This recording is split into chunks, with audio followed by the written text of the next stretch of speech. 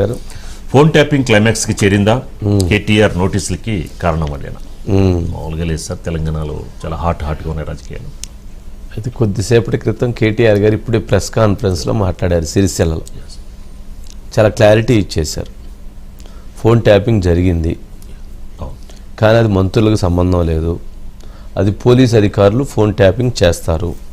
శాంతి భద్రతల పరిరక్షణ కోసం, సామాజిక స్థిరత్వం కోసం ఫోన్ ట్యాపింగ్స్ జరుగుతాయి. ఎవరైతే 50 లక్షల రూపాయలు తీసుకొని పోయి ఎమ్మెల్యేలను కొని ప్రభుత్వాన్ని కోల్చాలి అనేటువంటి ప్రయత్నాలు చేస్తుంటారో వాళ్ళ ఫోన్ ట్యాపులు జరుగుతాయి. ఆ సమాచారాన్ని ముఖ్యమంత్రి గారికి అందజేస్తారు. చాలా క్లియర్గా, వెరీ క్లారిటీగా ఫోన్ ట్యాపింగ్ జరుగుతుంది. ఇప్పుడు కూడా జరుగుతుంది. కోమటిరెడ్డి వెంకటరెడ్డి గారి ఫోను, అట్లాగే కొంతమంది ఫోన్లు కూడా ట్యాపింగ్ జరుగుతున్నాయి. మరి ఇప్పుడు కూడా మా ఫోన్లు కూడా జరుగుతున్నాయి. ఇప్పుడు గతంలో ఫోన్లు ట్యాపింగ్ జరిగిందని మా మీద చర్యలు తీసుకుంటే, రేపు మేము వస్తే ఇప్పుడు మా ఫోన్లు ట్యాపులు చేసినటువంటి వాళ్ళని కూడా జైల్లో పెడతామని చాలా డైరెక్ట్గా, ఎటువంటి అనుమానాలకు తావు లేకుండా డైరెక్ట్గానే ఆయన తన అంశాన్ని తెలియజేశారు. అంటే ఏంటి, ఫోన్ ట్యాపింగ్ జరిగింది అనే దాన్ని ఒప్పుకున్నారు. కానీ అది మాకు సంబంధం లేదు, అధికారులు భాగస్వామ్యం, అధికారులే చేశారు. అధికారులు ఎవరు చేశారంటున్నారు ఆయన? ఇప్పుడున్నటువంటి డీజీపీగా ఉన్న శివధర్ రెడ్డి గారిని విచారించమంటున్నారు. అప్పుడు డీజీపీగా ఉన్నటువంటి మహేందర్ రెడ్డి గారిని విచారించమంటున్నారు. జితేంద్ర గారిని విచారించమంటున్నారు. అంటే చివరికి తీసుకొచ్చి కోర్టులో ఆ బాల్ని తీసుకొచ్చి ఆయనకు నోటీస్ ఇచ్చి నువ్వు ఎందుకు చేయించావు చెప్పు అని అంటే, అసలు నేను చేయించేది అసలు మీరు కదా చేసింది, మీ సంగతి చెప్పండి అని చెప్పని ప్రభుత్వం మీదకి తెచ్చి రివర్స్లో తన స్టాండ్ని మొదలుపెట్టారు. ఇప్పుడు ఏదైతే తను ఇప్పుడు ప్రెస్ కాన్ఫరెన్స్లో మాట్లాడారో, రేపు కూడా సిట్ దగ్గర కూడా, స్పెషల్ ఇన్వెస్టిగేషన్ టీం దగ్గర కూడా ఇదే స్థాయిలో ఇంతకంటే గట్టిగా కూడా మాట్లాడతారు. అధికారులు బలైపోతున్నారు, మీరు నిజం చెప్పండి, గుండె మీద చేసుకొని చెప్పండి, ఇప్పుడు ఫోన్లు ట్యాపింగ్లు కావట్లేదా అని కూడా ఆయన ప్రశ్నిస్తున్నారు. ఎందుకంటే జనరల్ కేటీఆర్ మంత్రిగా చేశారు. ఒక 10 సంవత్సరాల పాటు పూర్తిగా రాజకీయాన్ని, అధికారాన్ని ఆయన కనుసన్నల్లో శాసించారు. కనుసన్నల్లోనే శాసించారు, కొంచెం అటు ఇటుగా కూడా కాదు, కనుసన్నలతో శాసించారు. మరి ఆ కనుసన్నలతో శాసించినటువంటి వ్యక్తి, ఆ అధికారులు ఎవరైతే ఇప్పుడు ఇన్వెస్టిగేషన్ చేస్తారో, ఎవరైతే ఆయన విచారిస్తారో వాళ్ళు కొంత తగ్గే ఉంటారు. మరి కేటీఆర్ గారు అంతకంటే ఒక పైన ఉంటారు. మరి ఆ విధంగా ఆయన దూకుడు ప్రదర్శిస్తారు. మరి రేపు సిట్టు దగ్గర విచారణలో కూడా కేటీఆర్ గారు తన ఆధిపత్యాన్ని కొనసాగిస్తారు. ఆ ప్రశ్నల పరంపరని, వాళ్ళు అడిగిన ప్రశ్నల కంటే ఈయన అడిగేటువంటి ప్రశ్నలే ఎక్కువగా ఉండేటువంటి అవకాశం ఉంది అని అనిపిస్తుంది. సరే, రేపేం జరిగిద్దా అనేది లోపల చూడాలి. ఓకే, ఇక సెకండ్ టాపిక్, దాంట్లోనే నిన్న హరీష్ రావు గారిని పిలిచారు. హరీష్ రావు గారిని పిలిచిన తర్వాత అందరూ ఏమనుకున్నారంటే కేసీఆర్ గారిని పిలుస్తారేమో అనుకున్నారు. ఎందుకంటే గతంలో పీసీ ఘోష్ కమిషన్ కూడా కాళేశ్వరరావు, అప్పుడు హరీష్ రావు గారిని పిలిస్తే తర్వాత కేసీఆర్ గారిని పిలిచారు. ఇది కూడా అలా జరిగిద్ది అనుకున్నారు. కానీ హరీష్ రావు గారిని నిన్న పిలిచారు. ఆయన రాత్రి పోయి కేసీఆర్ గారిని కలిసి వచ్చారు. కలిసి వచ్చిన తర్వాత ఈరోజు కేటీఆర్ గారికి నోటీస్ ఇచ్చారు. కేటీఆర్ గారు కూడా సిరిసిల్ల వెళ్ళున్నారు. అంటే నోటీస్ వస్తుందన్నటువంటి సమాచారం ఆయనకు ముందుగానే ఉంది. ప్రభుత్వంలో, పోలీస్ శాఖలో ఏం జరుగుతుంది, ఏం జరగబోతుంది అనేది ముఖ్యమంత్రి రేవంత్ రెడ్డి గారి దగ్గర హోంశాఖ ఉన్నా, ముఖ్యమంత్రి గారి దగ్గర పవర్ ఉన్నా, ముఖ్యమంత్రి గారి కంటే ముందుగా అది కేటీఆర్ గారికి, హరీష్ రావు గారికి తెలిసిద్ది. అంటే అంత నెట్వర్క్ వాళ్ళు బిల్డ్ చేసి ఉంచారు. ఇది ఎప్పుడూ కూడా ఇచ్చే జీతం కంటే టిప్ మీద ఎక్కువ ఇష్టపడుతుంటారు. అందుకని ఆ ప్రేమలు ఎక్కువ ఉంటాయి దీనికంటే కూడా. సర్వసాధారణం, దాన్ని మనం తప్పుపట్టాల్సిన అవసరం లేదు.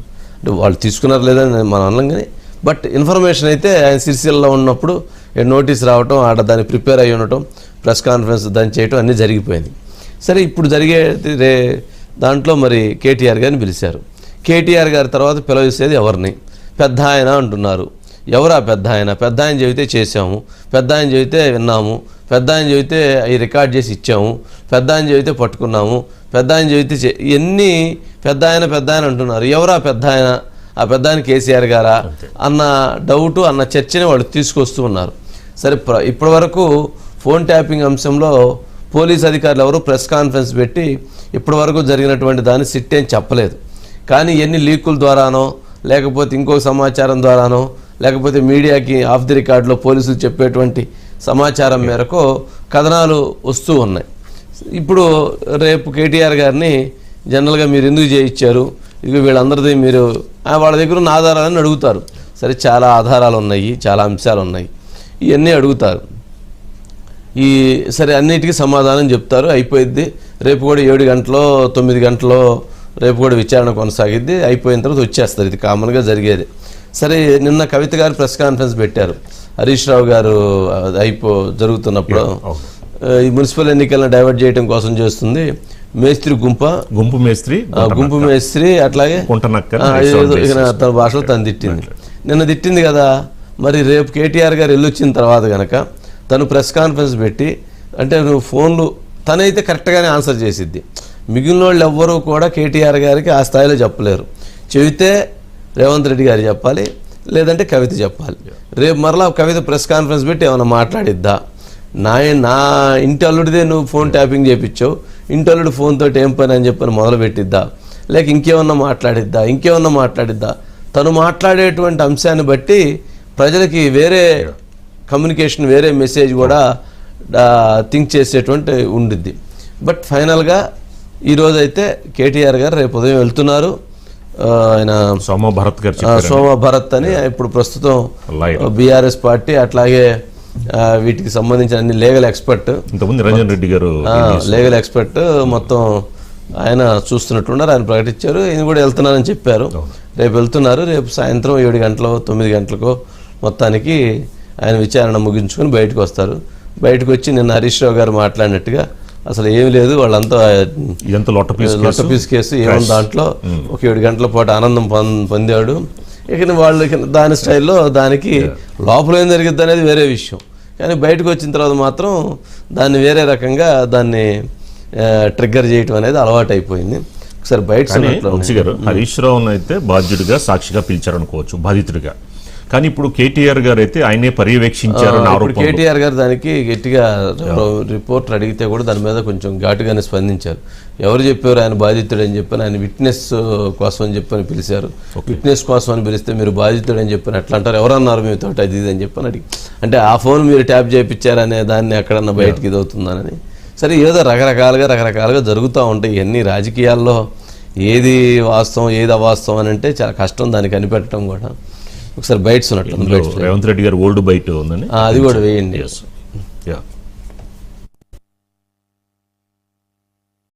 ఇవాళ ప్రభాకర్ రావు గారి కార్యక్రమం ఏందా అంటే రేవంత్ రెడ్డి మీద ఒక నిఘా, ఈ రాష్ట్ర డీజీపీ మీద ఇంకొక నిఘా. ఇవాళ ఈ రాష్ట్ర డీజీపీ టెలిఫోన్ ట్యాపింగ్ అవుతుంది, రాజకీయ ప్రత్యర్థులమైన మా టెలిఫోన్లు ట్యాప్ చేస్తే పర్వాలేదు చేస్తున్నాడని చెప్పిన నేను కాదు, రేవంత్ రెడ్డి మిత్రులను, బంధువులను, కుటుంబ సభ్యులను నిరంతరం నిఘా పర్యవేక్షణలో, టెలిఫోన్ ట్యాపింగ్లో, పర్సనల్ లైఫ్లో కూడా చొచ్చుకొచ్చే విధంగా ఈరోజు టెక్నాలజీని వాడుకొని మమ్మల్ని ఇబ్బందులకు గురి చేసి మమ్మల్ని లొంగ తీసుకోవడానికి ఈ అధికారి ప్రయత్నం చేస్తుంటే, ఇవాళ ఈ వ్యవస్థలకు వాడుతుండు. హైదరాబాద్లో టాస్క్ ఫోర్స్కు రాధాకిషన్ రావు, సైబరాబాద్లో సిట్టుకు సందీప్ రావు అంటే సంతోష్ రావు సటకుడు, ఇవాళ ఏసీబీలో భుజంగరావు. చుట్టమైన ప్రభాకరం వాటికొచ్చి ఎస్ఐబిఐ ఆఫీసర్ చేసినావు, పదవీ విరమణ పొందినాక కూడా ఆఫీసర్ చేసినావు. ఎందుకోసం చేసినావు నువ్వు? నీ ప్రభుత్వంలో చేసి ఇంటెలిజెన్స్ ఏం పని చేసింది చెప్పరాదు? ఏం చేసింది? రాజకీయ నాయకుల ఫోన్ విన్నారు, భార్యాభర్తల ఫోన్ విన్నారు, కుటుంబ సభ్యుల ఫోన్ విన్నారు, సిబ్బంది ఫోన్ విన్నారు, ఇంటర్ వర్కర్స్ ల ఫోన్ విన్నారు, అందరు ఫోన్ విన్నారు.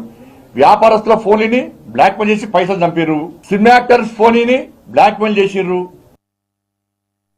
అంటే ఏముంటది బ్రదర్స్, రేవంత్ రెడ్డి గారు సిట్ అంటే సిట్, స్టాండ్ అంటే స్టాండ్. ఇచ్చిన హామీలు నిలబెట్టుకునే తెలివి లేదు. తప్పించుకోవాలంటే ఏం చేయాలి? ఏదో ఒక రూపంలో అటెన్షన్ డైవర్షన్ గేమ్లు ఆడాలి. కాళేశ్వరం కుంభకోణం అని కొన్ని రోజులు డ్రామా, ఫోన్ ట్యాపింగ్ అని కొన్ని రోజులు డ్రామా, గొర్రెల స్కామ్ అని డ్రామా, ఫార్ములా ఈ అని కొన్ని రోజులు డ్రామా. ఈ 2 ఏళ్లు ఈ డ్రామాలు, క్రైమ్ కథా చిత్రాలు, హారర్ చిత్రాలు తప్ప రేవంత్ రెడ్డి గారి ప్రభుత్వం సాధించింది ప్రజలకు ఇచ్చింది ఏమైనా ఉందా?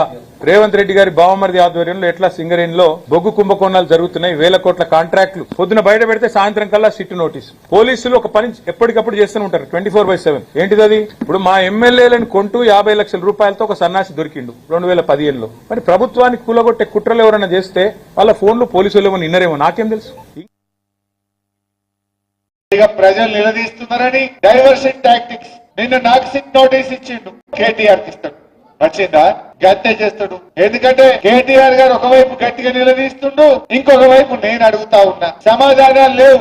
నీ బొగ్గు కుంభకోణంలో నీ బామ్మర్దికే నువ్వు సాయం చేసినావు, నీ సంగతి ఏంటంటే దాని మీద సమాధానం లేదు. సిట్ నోటీసులు పంపుతుండే ప్రేమలేఖలు. భయపడతాం అనుకుంటున్నావా? నువ్వు ఎన్ని నోటీసులు ఇచ్చినా, నువ్వు ఎన్ని అటెన్షన్ డైవర్షన్లు చేసినా నీ వెంటనే పడతాం. నిన్న మొన్న వాటాల పంచాయతీ పడి మంత్రులే ఇవాళ కొట్లాడుకుంటున్నారు. వాటాల కోసం రోడ్డు మీద పడతా ఉన్నారు. ఫోన్ ట్యాపింగ్ అంతా కూడా 2 సంవత్సరాలుగా డ్రామా నడుస్తుంది. 2 సంవత్సరాలుగా మీరు హైకోర్టులో అఫిడవిట్ ఇచ్చారు, జడ్జీలకు సంబంధించినటువంటి ఫోన్లు కూడా ట్యాపింగ్ జరిగిందని. ఎవరిచ్చారు? రాష్ట్ర ప్రభుత్వము అఫీషియల్ గా హైకోర్టులో అఫిడవిట్ ఇచ్చింది. ఇంకా కానీ హరీష్ రావు గారు దీన్ని మొత్తాన్ని ఒక దరి తెచ్చేసాడు. సబ్జెక్ట్ ఫోన్ ట్యాపింగ్ కేసు అని అంటలా, మేము మీ బొగ్గు స్కామ్ కేసు గురించి మేము అడిగాం కాబట్టి మీరు ఈ లొట్టపీస్ కేసుతో మాకు నోటీసులు ఇస్తున్నారు. అసలు ఈ కేసు గురించి అసలు మాట్లాడట్లా. ఎంతసేపటికి బొగ్గు స్కామ్ గురించి మీ బామ్మర్దికి నువ్వు స్కామ్ ఇది చేయించావనే డైవర్షన్ అటు వెళ్ళిపోయిన సబ్జెక్ట్. ఏది మాట్లాడిన అటే వెళ్ళిపోతున్నారు. అంటే ఒక సబ్జెక్ట్ని ప్రజల్లోకి వెళ్ళాల్సిన దాన్ని వెళ్లకుండా వేరే ఏదైతే అవతల దాని మీదకి వెళ్ళాలో అలా వెళ్ళటం, తీసుకెళ్ళటంలో రికార్డులు సృష్టించేశారు. సరే, ఏదేమైనా సరే జరుగుతున్న చర్చ అది ఉంది, ఇది ఉంది కాబట్టి అయిపోయింది. సరే, ఇప్పుడు కేటీఆర్ గారు చెప్పేశారు కదా, సిట్ అనేది రేవంత్ రెడ్డి గారి సిట్ అంటే సిట్టు, అది స్టాండ్ అంటే స్టాండు, కాబట్టి అది పెద్దగా ఏమీ దాని ప్రయోజనం ఏమీ లేదు. అది ఊరక ఆయన ఆనందం కోసం, ఆయన దీనికోసం జరిగేది తప్ప మరొకటి కాదని. ఎందుకని అంత హడావుడిగా సిరిసిల్లలో ప్రెస్ మీట్ ఓపెన్ చేయడం? ఎందుకని అంత కంగారు పడుతున్నారు? కంగారు ఏముంటుంది, దాన్ని అమ్మటే మైలేజ్ తీసుకోవాలి కదా. చెప్పలేదు, మాట్లాడలేదంటే దాని మీద ఇంకో చర్చ జరిగిద్ది. ఆయన ప్రిపేర్ అయ్యి ఉన్నారు, వెంటనే రావడంతో ఇందాక ఆఫ్టర్నూన్ వచ్చినట్లుంది, ఈవినింగ్ ప్రెస్ కాన్ఫరెన్స్ పెట్టారు. యాజ్ ఎ పొలిటీషియన్ అది పెట్టాలి, పెట్టి ఆన్సర్ చేయటం మంచిదే. ఆన్సర్ చేయకపోతే అది తప్పు. కంగారు ఏం పడాలి, ఆయన గట్టిగా వార్నింగ్ ఇచ్చాడు. ఆయన ఎక్కడ కంగారు పడుతున్నట్టు ఏం లేదు, కంగారు పడాల్సిన అవసరం కూడా ఉండదు. ఎందుకంటే ఈ ఫోన్ ట్యాపింగ్ కేసులు కానీ ఇంకో కేసులు కానీ అసలు ఏమీ కావు. ఏమీ కావు. కేటీఆర్ గారు ఏమన్నారు, నీకు దమ్ముంటే నన్ను లోపల పెట్టన్నారు. అంటే ఏంటి? ఆయన మైలేజ్ పొందడం కోసం మైలేజ్ అని కాదు, అంటే ప్రభుత్వం ఏమీ చేయలేదు అనే ఒక క్లారిటీ వాళ్ళకి వచ్చేసింది. చేస్తే రాజకీయంగా ఏం జరిగిద్ది అనేది అవతల వాళ్ళకి తెలుసు, యువతల వాళ్ళకి తెలుసు. కేటీఆర్ గారిని లోపల పెడితే కేటీఆర్ గారి ఇమేజ్ పెరిగిద్ది, రేవంత్ రెడ్డి గారి ఇమేజ్ తగ్గిద్ది. ఇట్లా రాజకీయంగా ఏం జరిగిద్ది అనేటువంటి దాన్ని ఒక అంచనా వేసుకొని రాజకీయాల్లో ఒక స్పీడ్ పెంచుతారు. ఇప్పుడు బీజేపీ పార్టీని మొన్నటి వరకు బీఆర్ఎస్ వాళ్ళు ఏమనలేదు, కానీ గత 2-3 రోజుల నుంచి మీరు చూస్తే వాళ్ళు దొంగలే, వీళ్ళు దొంగలే అని చెప్పని చాలా సీరియస్గా వాయిస్ బీజేపీ మీద కూడా పెంచుతున్నారు. బీజేపీ మీద ఎందుకు పెంచుతున్నారు అనే దానికి ఒక డౌట్ రైజ్ అవుతుంది. యాక్చువల్గా బీఆర్ఎస్ బీజేపీ కలిసి వెళ్తుంది ఎలక్షన్కి అనే ఒక సందేహం కూడా ఉంది. కానీ ఇప్పుడు బీఆర్ఎస్కి ఇండివిజువల్గా వచ్చే అవకాశం ఏర్పడింది. బీజేపీతో మనకు పొత్తు అవసరం లేకపోయినా మనం అధికారంలోకి వస్తాము, కాంగ్రెస్ ఫెయిల్ అయిపోయింది అనేటువంటి ఒక భావన వచ్చిన తర్వాత ఇండివిజువల్గా మేము వస్తాం అనుకున్నప్పుడు ఇంకా వాళ్ళతో పొత్తు ఎందుకు విమర్శించడం మొదలుపెట్టారు బీజేపీ. రాజకీయంగా ఎవరైనా సరే ఏదైనా సరే, ఇప్పుడు మనం భోజనానికి ఏడన్నా వెళ్ళి భోజనం చేయాలంటే ఇది రాజకీయంగా పనికొచ్చిద్ది అనుకుంటే భోజనం చేస్తారు. ఏ రాజకీయ నాయకుడు అయినంటారా? ఎక్కువ మంది మెజారిటీ ఓకే అక్కడ భోజనం చేయాలని అనుకుంటే దానివల్ల ప్రయోజనం ఉందా, రాజకీయ ప్రయోజనం ఉందా అని ఆలోచించి భోజనం చేస్తారు. ఇట్లా ప్రతిదీ ఒక క్యాలిక్యులేషన్లోకి వెళ్ళిపోయింది. దాన్ని ఇప్పుడు మనం ఎవరు మార్చలేము, అది రాజకీయ నాయకులు కూడా మార్చలేరు. ప్రజలు కూడా అట్లుంటేనే దాన్ని యాక్సెప్ట్ చేస్తున్నారనే భావన కలుగుతూ ఉంది. కాబట్టి ఎంత పొలిటికల్ జరిగింది. దయచేసి గారు గుడ్ ఈవినింగ్ అండి. గుడ్ ఈవినింగ్ అండి. ఏంటి మొత్తానికి కేటీఆర్ గారు అయితే చెప్పేశారు, జరిగితే జరిగి ఉండొచ్చు, జరిగింది, అది అధికారులు చేస్తారు, అధికారులు చేసి ముఖ్యమంత్రి గారు చెబుతారు. మంత్రులకి ఏం సంబంధం, ముఖ్యమంత్రి గారికి ఏం సంబంధం? ప్రభుత్వంలో వాళ్ళ ఆఫీసర్లు చేస్తారని చెప్పేశారు. అది కూడా ఆ సన్నాసులు ఎవరో 50 లక్షలు ఇచ్చిన వాళ్ళు వాళ్ళ చేస్తారని అన్నారు. ఇంకంటే పేరెత్తకుండా డైరెక్ట్గా తిట్టేశాడు. సరే ఏదైనా కానీ ఇది ఎక్కడి నుంచి ఎక్కడికి పోతుంది? రేపు క్వశ్చన్లు ఈయన వేస్తాడా సిట్ని, వాళ్ళు వేస్తారా ఈయన్ని క్వశ్చన్స్? వంశీ గారు అంటే జనరల్గా సిట్టే ఖచ్చితంగా కేటీఆర్ గారిని అడుగుతుంది. అడిగిన సందర్భంలో వాళ్ళు పెట్టుకున్న మొత్తం కూడా ఆధారాలు, ఎవరెవరి ఫోన్లు ట్యాప్ జరిగినాయి, ముఖ్యంగా ముఖ్యమంత్రి గారి ఫోన్, ఈరోజు ముఖ్యమంత్రిగా ఆ రోజు ప్రతిపక్ష నేతగా ఉన్న రేవంత్ రెడ్డి గారి ఫోన్ ట్యాపింగ్ చేశారు అని అనేది ఫస్ట్ నుంచి ఎలక్షన్స్ ముందు నుంచి కూడా మనం విన్నాం. స్వయంగా రేవంత్ రెడ్డి గారు ఇంకో మాట కూడా అన్నారు. ఈరోజు కేటీఆర్ గారు ఇంత ముందు మాట్లాడుతా ఆ రోజు డీజీపీ బాధ్యుడు లేదంటే శివధర్ రెడ్డి గారు బాధ్యులు అన్నప్పుడు అసలు డీజీపీ ఫోనే ట్యాపింగ్ అవుతోంది, డీజీపీకే ఐపీఎస్ ఆఫీసర్ల ఫోన్లే ట్యాపింగ్ జరుగుతున్నాయి అనేది ఆ రోజు ప్రతిపక్ష నాయకుడు కాంగ్రెస్ అధ్యక్షుడిగా రేవంత్ రెడ్డి ఆ రోజు మాట్లాడారు. అయితే ఆ నేపథ్యంలోనే ఈరోజు ఎక్కడా దాన్ని ఖండించలేదు వంశీ గారు, కేటీఆర్ గారు ఎక్కడా ఖండించలేదు. 1952 నుంచి కూడా జవహర్లాల్ నెహ్రూ ప్రధానిగా ఉన్నప్పటి నుంచి కూడా ఫోన్ ట్యాపింగ్ అనేది ఉంది. ఇది మొత్తం కూడా సామాజిక భద్రత కోసం, సామాజిక స్థిరత్వం కోసం, శాంతి భద్రతల కోసం జరుగుతుంది. అందులో భాగంగానే రొటీన్గా జరుగుతుంది. కాకపోతే జరిగిన దానికి ఎక్కడా కూడా రాజకీయ ప్రభుత్వంలో ఉన్న రాజకీయ నాయకులకి సంబంధం లేదు. కాకపోతే జరిగిన అంశాలు కానీ దానికి సంబంధించిన సమాచారం ఏదైనా వాళ్ళు తీసుకొచ్చి నేరుగా ముఖ్యమంత్రి గారికి మాత్రమే బ్రీఫ్ చేస్తారు. మాకు మంత్రులు ఎవరికి కూడా సంబంధం లేదు. ఇక్కడ కొటేషన్ కోట్స్ వంశీ గారు అంటే అది కేవలం ప్రభుత్వాధినేతగా ఉన్న ముఖ్యమంత్రి గారికి మాత్రమే బ్రీఫ్ చేస్తారు. అంటే ఫోన్ ట్యాపింగ్ చేసిన సమాచారం మొత్తం కూడా ముఖ్యమంత్రి గారికి మాత్రమే చేరుతుంది, మాకెవరికి కూడా చేరలేదు అని అనేది కేటీఆర్ గారు చెప్పారు. చెప్పడంతో పాటు ఇప్పుడు మా ఫోన్లు కూడా ట్యాపింగ్ జరుగుతుంది, ఇదే అంశం మేము సిట్ ముందు మేము రేపు అడుగుతాము, మా ఫోన్లు కూడా ట్యాపింగ్ చేస్తున్నారు అన్నారు. అంటే ఎక్కడా కూడా సరే ఆ రోజు రేవంత్ రెడ్డి గారు అదే విధంగా ఈ సంబంధించిన వంశీ గారు అంటే ఇక్కడ మనం గమనిస్తే ముందు నవీన్ రావుని పిలిచారు.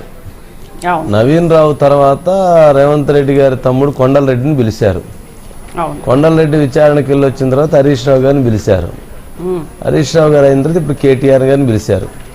అంటే సీరియస్నెస్ పెరిగినట్లుంది కేసులో. ఎవిడెన్సెస్ ఎన్ని వచ్చిన నేపథ్యంలో సీరియస్నెస్ పెరిగిందేమో. కానీ కేటీఆర్ గారి తర్వాత మహా పిలిస్తే కేసీఆర్ గారిని పిలవచ్చు. కానీ ఈ కేసులో కేటీఆర్ గారు చెప్పిన దాని ప్రకారం అయితే కేసీఆర్ గారిని పిలవాలి వంశీ గారు. ఎందుకంటే కేటీఆర్ గారే చెప్పారు కదా, మాకెవరికి సంబంధం లేదు, సమాచారం అంతా కూడా తెలిసినా. కానీ అజిత్ గారు రాజకీయంగా అరెస్టులు చేసే పరిస్థితి ఉంటుందా? అరెస్టులు చేస్తే రాజకీయ ప్రయోజనాలు ఎవరికి దక్కుతాయి, ఎవరికి దక్కవు అనేటువంటి చర్చ వచ్చినప్పుడు ముందుకు వెళ్ళేటువంటి పరిస్థితి వస్తుందా? ఇక్కడ వంశీ గారు అంటే ఒకటి చాలా సున్నితమైన అంశాలు ఉన్నాయి.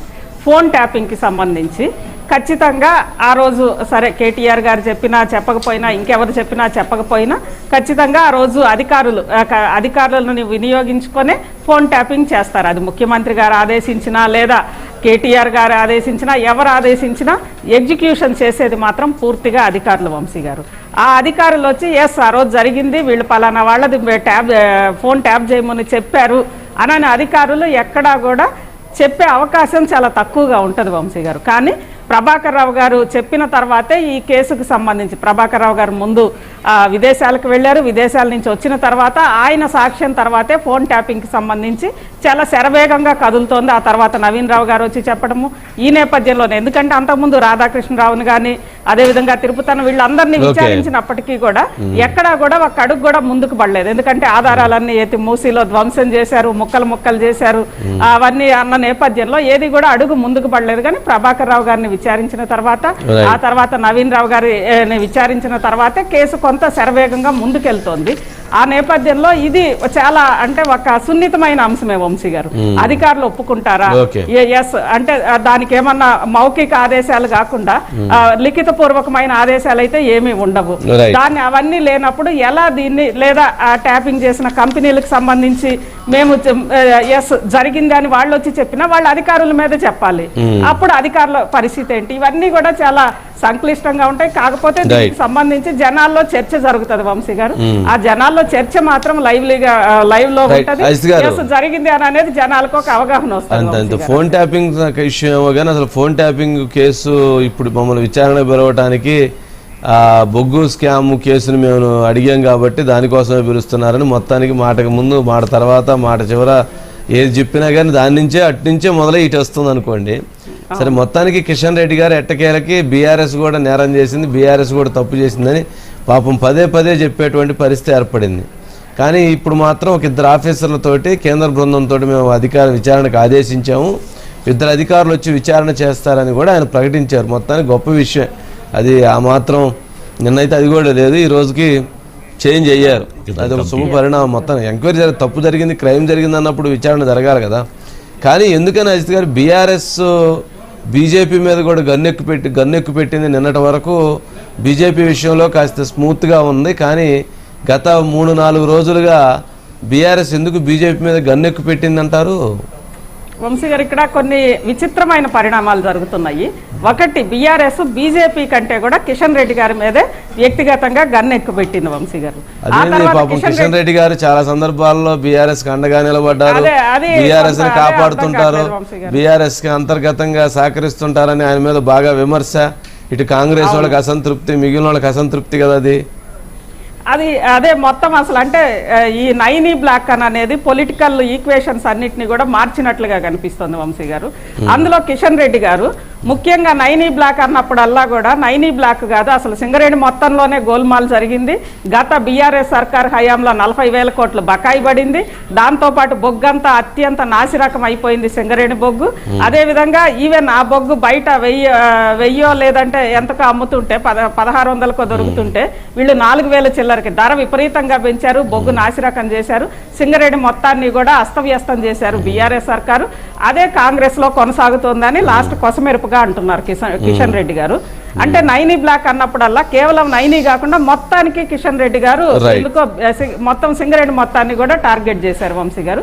ఇది అంటే కిషన్ రెడ్డి గారి వైపు, ఇటు కేటీఆర్ గారు కిషన్ రెడ్డి గారిని టార్గెట్ చేస్తున్నారు.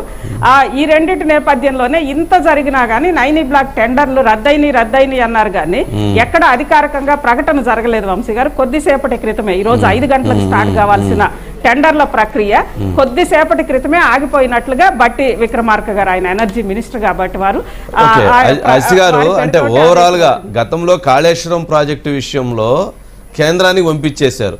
ఇప్పుడు కూడా ఫోన్ ట్యాపింగ్ విషయంలో ఏదైతే సిబిఐకి అప్పచెప్పేస్తూ రాష్ట్ర ప్రభుత్వం నిర్ణయం తీసుకొని కేంద్రం కోర్టులో వేస్తే కేంద్రం ఇప్పుడు ఆ పంచాయతీ తేల్చాల్సిన పరిస్థితి ఏర్పడుతుందేమో కదా. అంటే రాష్ట్ర ప్రభుత్వం కొన్ని చేయలేనప్పుడు, అరెస్టులు కానీ లేకపోతే ఇటువంటి ప్రక్రియ ముందుకు వెళ్ళలేనప్పుడు దాన్ని ఆ రకంగా ముందుకు నెట్టేటువంటి అవకాశం ఉంటుందేమో కదా. అంటే ఇక్కడ సింగరేణికి సంబంధించి మాత్రం కొంచెం సున్నితమైన అంశం వంశీ గారు. ఇది నైనీ బ్లాక్ సపరేటు, సింగరేణి మొత్తం కూడా కేంద్రం పరిధిలో కేంద్రం వచ్చి విచారించాలి. ఎందుకంటే కేంద్రం ఆల్రెడీ అక్కడ 49% ఉన్నప్పటికీ కూడా సింగరేణి అనేది తెలంగాణ ఆత్మని తడుతుంది వంశీ గారు. ఇది ఒక తెలంగాణకి సంబంధించిన ఒక సెంటిమెంటల్ ఇష్యూ. అది పూర్తిగా కేంద్రం చేతిలోకి, అంటే కేంద్రం పూర్తిగా వచ్చి దర్యాప్తు, సరే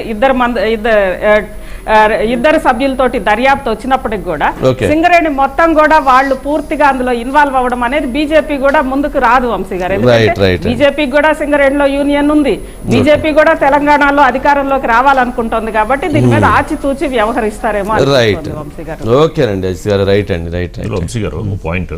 ఏదైతే అంత పారదర్శకంగా చేస్తామో ఎక్కడ అవినీతి లేదని చెప్తాం. ఎవరు పారదర్శకంగా చేసేది? రేవంత్ రెడ్డి గారు మనం మాట్లాడుతున్నారు. రాజకీయ నాయకులు మాట్లాడే మాటలు నీటి మీద రాసేటువంటి రాతలు. నీటి మీద మీరు తీసుకొని పోయి పెన్ను పెట్టి రాస్తే ఏమన్నా ఉండిద్దా? రాజకీయ నాయకుల మాటలు కూడా అంతకంటే గొప్పగా ఉంటున్నాయి. నీటి మీద రాసేటప్పుడన్నా మనం రాస్తుంటే మనకు అర్థమన్నా అయింది, కానీ వాళ్ళు చెప్పేటువంటి మాటలకు అసలు అర్థమే ఉండటం లేదు. అంటే ఈ పార్టీ ఆ పార్టీ అని కాదు, అది రేవంత్ రెడ్డి గారా లేకపోతే ఇంకోరు రాజకీయాలు మరీ దెబ్బతింటున్నాయి. అంటే ప్రజలని